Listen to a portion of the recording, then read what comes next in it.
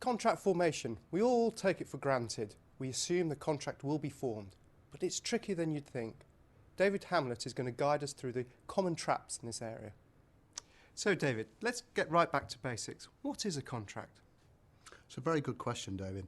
And if you cast your mind back to legal history, the reason we have contract law is actually to stop people beating each other up in order to enforce their respective rights, because that's what used to happen. Might was right. So what a contract is something recognised by the legal system that you're in this case English law, as being a binding obligation and something that you can go to the court and enforce. So what elements must a contract include?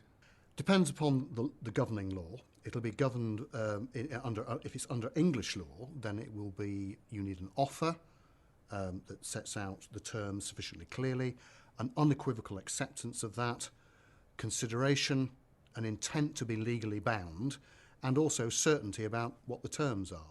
In-house laws usually come after the horse has bolted, after the commercial deal is done. What challenges does that pose? Well, the challenge is a very simple one. There's a big risk of ending up with contractual terms which are unacceptable to the organisation that the in-house counsel works for. Because once you've entered a contract, you can't change the terms unless it's mutually agreed. So the danger for in-house counsel is that they're brought in at a time after the contract's been concluded and the terms aren't what the negotiation parties wanted. So what is it an in-house lawyer can do to ensure that they don't end up in court or in a poor contract?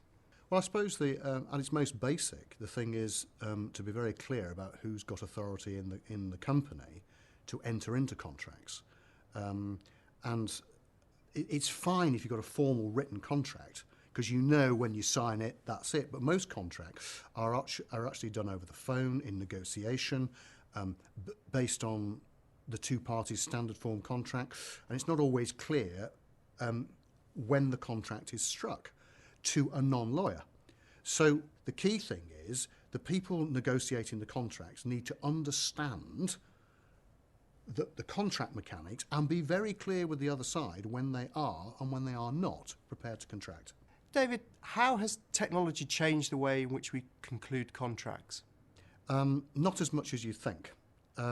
There's been lots of stuff about electronic signature. If you put something down that's intended to be a signature, so you write David at the end, then you're intending it to be a signature. It is. If merely the email happens to have your name at in the heading, then it's not, and there's a case, the Mentor case, which makes that absolutely clear. So the magic is what is intended. What are the main things that in-house lawyers need to bear in mind on contract formation? I think the biggest thing is around heads of terms and letters of intent. When do those become contractually binding and when are they merely part of negotiation? So key thing for in-house counsel is work out who's got contractual authority, who's dealing with big, hairy, risky contracts, and either do them themselves or make sure that the people doing them are competent.